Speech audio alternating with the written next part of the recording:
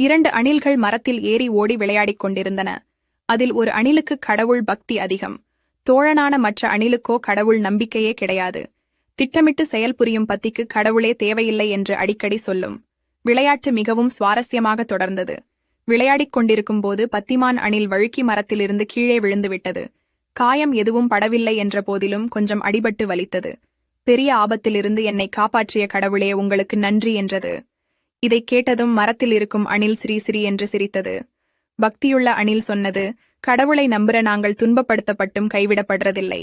கடவுள் எங்களை கீழே தள்ளிவிட்டாலும் அதிலும் காரணம் இருக்கும் என்றது.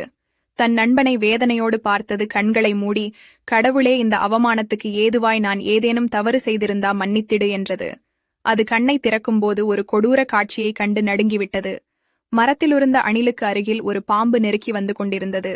உன் பக்கத்துல பாம்பு என்று மரத்தின் கீழிருந்து சொல்கின்ற சத்தம் மேல் இருக்கும் அணிலின் காதில் ஏறவில்லை. பாம்பு மரத்தில் இருந்த அணிலை லபக்கென்று கவ்விக்கொண்டது. தன் தோழன் மரத்திலிருந்து தவறி விழுந்ததற்கும் கூட ஒரு காரணம் இருந்திருக்கிறது என்று உணரும்போது அது முழுமையாய் விழுங்கப்பட்டிருந்தது. சில வேளையில் நாம் நடுமாறி விழும்போது உலகு கேலியாய்ச் சிரிக்கலாம். அது நம்முடைய உயிரை காப்பதற்காய் கூட இருக்கலாம். நமக்கு எது நிகழ்ந்தாலும் இறைவன் அதை நன்மைக்குதான் செய்கிறார் என்பதை உணர்ந்து கொண்டால் வேதனைக்கு ஏது இடம்? Download ShareChat.